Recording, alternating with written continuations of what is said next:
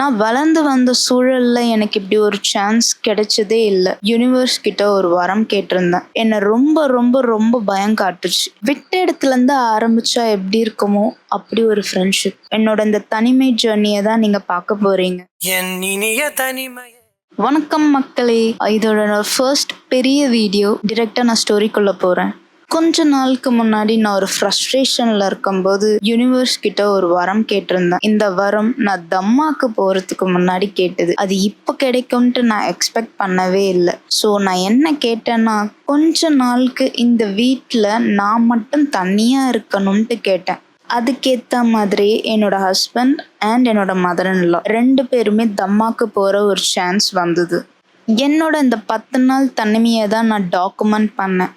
நிறைய செல்ஃப் ரியலைசேஷனை இந்த தனிமை கொடுத்துச்சு. நான் வளர்ந்து வந்த சூழல்ல எனக்கு இப்படி ஒரு சான்ஸ் கிடைச்சதே இல்லை. ஸோ என்னோட இந்த தனிமை ஜர்னியை தான் நீங்கள் பார்க்க போகிறீங்க. எனக்கு எனிமி நான் வெளியே போய் தேடவே தேவையில்லைங்க. என்னோட எனிமி எனக்குள்ளவே தான் இருந்ததுன்ட்டு தெரிஞ்சுக்கிட்டேன். என்னோட மைண்டு தான் என்னோட பிக்கஸ்ட் எனிமியாக இருந்துச்சு. இந்த மைண்ட் என்னை ரொம்ப ரொம்ப ரொம்ப பயம் காட்டுச்சு. நீ எப்படி இங்கே தனியாக இந்த வீட்டில் இருப்ப, எப்படி தனியாக தூங்குவ, என்ன பண்ணுவ, ஏது பண்ணுவேன்ட்டு. So the day arrive. First day என்னோட ஹஸ்பண்ட் தம்மாக்கு கிளம்பி போன அன்னைக்கு நான் ரொம்ப எமோஷ்னலாக இருந்தேன். I felt like an orphan. இப்போ யோசிச்சா கொஞ்சம் ஓவராக இருக்குன்ட்டு தெரியும். பட் அந்த மூமெண்ட்ல என்னோட ஃபீலிங் அதுதான். என்னோட ஹஸ்பண்ட் கிளம்பி போன அன்னைக்கே பார்த்தீங்கன்னா எனக்கு தூக்கம் பெருசாக இல்லை. அண்ட் நெக்ஸ்ட் டே பார்த்தீங்கன்னா என்னோட மதர் இன் லா அவங்களும் தம்மாக்கு கிளம்பிட்டாங்க. அன்னைக்கு நைட் எனக்கு இப்படி தான் போச்சு. போயிட்டாங்களா? இது பெட்ரூமா? இது பெரிய மைதான மாதிரி இருக்கு. கொடுக்கும்போது ஸ்டைலாக வாங்கிட்டோம், இப்போ படுக்கும்போது லப்கு அடிக்குது. ஃபர்ஸ்ட் டேல இருந்த வருத்தம் இப்போ இல்லை. ஃபர்ஸ்ட் டே ரொம்ப எமோஷ்னலாக இருந்துச்சு. இது வரைக்கும் அவர் இந்த மாதிரி எங்கேயும் போனதில்லை. ஃபியூ டேஸ் ட்ரிப்ஸ் போனாலுமே கால் ஆர் மெசேஜ் பண்ணுவோம். இந்த டைம் அதுக்கும் சான்ஸ் இல்லை. ஆனால் ஃபர்ஸ்ட் டே இருந்த பாரம் கொஞ்சம் கொஞ்சமாக குறைஞ்சி இப்போ என் மைண்ட் சர்வைவல் மோடுக்கு போயிடுச்சு. நான் முத்துக்குமார் சாரோட லைன் தான் ஞாபகம் வருது. மறுநாளும் வந்து விட்டால் துன்பம் தேயும் தொடராது. இங்க தனியா எப்படி இருக்கலாம், என்ன செய்யலான்ட்டு தான் யோசிக்க ஆரம்பிச்சிட்டேன். டே 1 இருந்த வருத்தம் இப்ப இருக்கான்னு கேட்டா அவ்வளவா இல்லை. இதுதான் லைஃபோ. மைண்ட் என்னை எவ்வளோ கண்ட்ரோல் பண்ண ட்ரை பண்ணிட்டு இருந்துச்சுன்ட்டு எல்லாமே ஒரு அவேர்னஸோட பார்த்துட்டு இருந்தேன். தனியாக இருக்கும்போது நிறைய தாட்ஸ் வந்துச்சு. Especially friends. ஸ்கூல் டேஸில் ஸ்கூல் ஃப்ரெண்ட்ஸ், காலேஜ் டேஸில் காலேஜ் ஃப்ரெண்ட்ஸ், அதுக்கப்புறமா work and next marriage life. Next ஃபேஸ்க்கு போகும்போது சர்க்கிள் சின்னதாச்சு. இப்போ திரும்பி பார்க்கும்போது எனக்கு 0 ஃப்ரெண்ட்ஸ். என்னோட இது அரேஞ்ச் மேரேஜ் லைஃப்பில் கொஞ்சம் செட்டில் ஆன பின்ன ஃப்ரெண்ட்ஸ் கிட்ட எப்பவும் போல் பேச ட்ரை பண்ணும் போது தான் தெரியுது நான் அந்த குரூப்பில் ஒரு 3rd பர்சன் ஆகிட்டேன்ட்டு.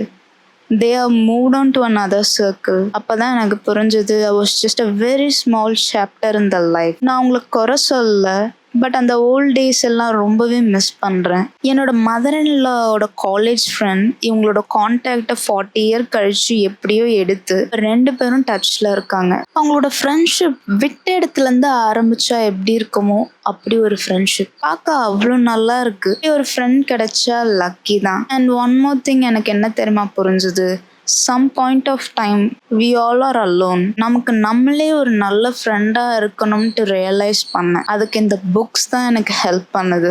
ஒரு ஆள் என் லைஃப்பில் நான் ஃபர்கிவ் பண்ணணும்னா அது நான் தான். நான் என்கிட்ட ரொம்ப ஸ்ட்ரிக்டாக இருந்திருக்கேன்ட்டு தெரிஞ்சுது. ஒரு மிஸ்டேக் கூட செய்யக்கூடாது, பர்ஃபெக்டாக இருக்கணும். அப்படி தப்பாக பண்ணால் நான் அவ்வளோ ப்ளேம் பண்ணிப்பேன். இந்த லைன் பார்த்தேன். அப்போதான் எனக்கு புரிஞ்சுது, I was rigid towards my self. எனக்கு நானே self encouragement, self motivation, self love, compassion and kindness நான் எதுவும் கொடுக்கலன்னா மற்றவங்களுக்கு நான் எப்படி அதை கொடுக்க முடியும்ட்டு தோணுச்சு. மைண்ட் ஒரு குரங்குன்ட்டு சொல்லுவாங்கள்ல, அதை நான் எக்ஸ்பீரியன்ஸ் பண்ணேன். ஃபர்ஸ்ட் டேல இருக்கும்போது 10th டே எப்போ வரும்ன்ட்டு யோசிச்சுட்டு இருந்துச்சு. இப்போ இன்னும் 1 டே தானே இருக்கு, திரும்ப இந்த சான்ஸ் கிடைக்காதுன்ட்டு சொல்லுது. மைண்ட் பாஸ்ட் அப்படி இல்லைன்னா ஃபியூச்சர் இது ரெண்டுத்துக்கும் நடுவில் தான் பார்த்தீங்கன்னா தாவிக்கிட்டே இருந்துச்சுன்னு பார்த்தேன். Staying in present is an ஆர்ட்னு புரிஞ்சுது. ப்ரெசன்ட்ல இருக்க மைண்ட் என்னை விடவே இல்லைன்ட்டும் பார்த்தேன். To be in present awareness is the only கீன்ட்டும் தெரிஞ்சுக்கிட்டேன். முடிஞ்ச வரைக்கும் அவேர்னஸோட நான் நிறைய விஷயம் செய்ய ட்ரை பண்ணிட்டு இருந்தேன், செஞ்சேன். சிலது முடிஞ்சது, சிலது முடியல. But I will keep try பண்ணிட்டு தான் இருக்கேன். மைண்ட் எந்த அளவுக்கு ஒரு கண்ட்ரோல் ஃப்ரீக்குன்ட்டு நோட் பண்ணேன். இந்த 10 days நான் வெளியே சாப்பிடக்கூடாதுன்ட்டு இருந்தேன். எனக்கான டிஷ்ஷஸ் நானே செஞ்சு சாப்பிடணும்ட்டு இருந்தேன். எனக்கு பிடிச்ச டிஷ் பண்ணுவேன்.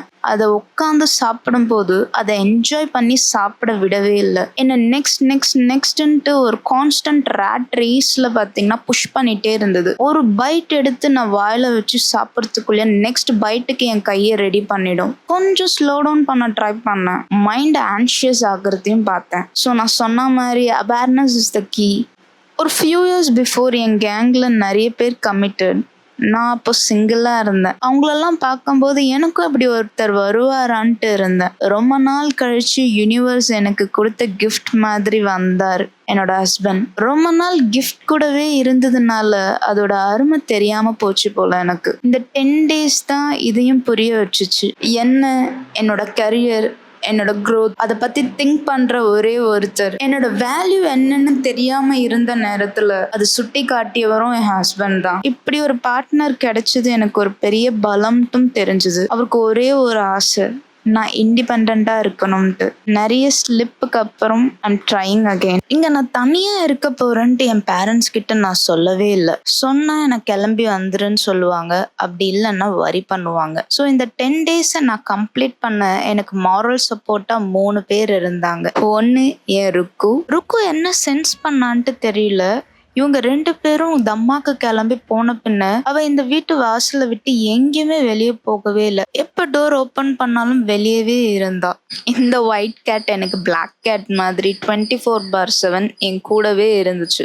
ருக்குக்கு நெக்ஸ்ட் என் 2 பிரதர்ஸ். யூனிவர்ஸா பார்த்து எனக்கு கொடுத்த இந்த பிரதர்ஸ். ஆமா, எனக்கு கூட பிறந்தவங்க சிப்லிங்ஸ்லாம் யாரும் இல்லை. இந்த 2 பிரதர்ஸ் யாருன்னா, ஒன்னு என்னோட கசின் பிரதர், இன்னொருத்தர் என்னோட பிரதர் இன் லா. 2 பேரும் டாஸ்க பிரிச்சு வச்சுக்கிட்ட மாதிரி ஒருத்தர் ஒன்லி வாட்ஸ்அப் மெசேஜஸ், இன்னொருத்தர் கால்ஸ்ன்ட்டு இருந்தார். என்னோட brother in law பிகினிங்லேயே N mother in லா கிட்ட அதெல்லாம் இவங்க தனியா இருந்துப்பாங்க, நீங்க வரிலாம் பண்ண வேணாம், நீங்க தம்மாக்கு பத்திரமா போயிட்டு வாங்கன்னு சொல்லி எனக்கு அப்பவே பார்த்தீங்கன்னா என்கரேஜ் பண்ணார். அதன்படியே 10 days நான் கம்ப்ளீட்டா தனியாவே இருந்து முடிச்சேன். ஈச் டே ஸ்டார்ட் பண்ணும்போது ஜஸ்ட் 1 day தான் இங்க இருக்கணும்ட்டு ஒரு கோல் மாதிரி வச்சுக்கிட்டேன். ஸோ 1 step அட் அ டைம்ன்ட்டு இருந்தேன். அந்த 10 days நான் கம்ப்ளீட் பண்ணப்போ ஒரு சூப்பர் ஃபீலிங் இருந்துச்சு. முடியாதுன்ட்டு நினைச்சதை முடிச்சா எப்படி இருக்குமோ அந்த மாதிரி. இந்த 10 days என்னை அப்படியே மாத்திடுச்சுன்ட்டு போயெல்லாம் சொல்ல மாட்டேன். பட் ஒரு கிளாரிட்டி கிடைச்சிருக்கு. நிறைய இண்டிபெண்டா இருக்கணும்.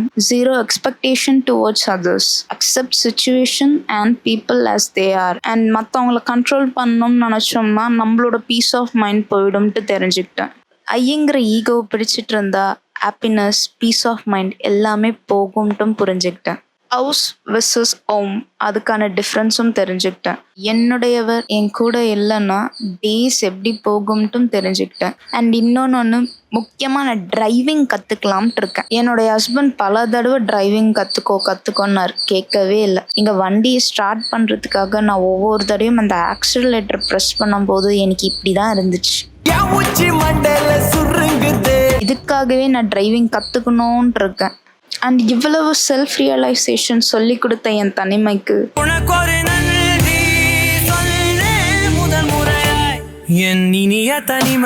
தனிமை கொஞ்சம் எல்லாருக்குமே தேவை. அப்படி இல்லைன்னா அன்வான்ட் நாய்ஸ்ல மறைஞ்சு போயிடுவோம். நெக்ஸ்ட் ஒரு சாப்டர்ல பார்ப்போம். தேங்க்யூ ஸோ மச் ஃபார் வாட்சிங்.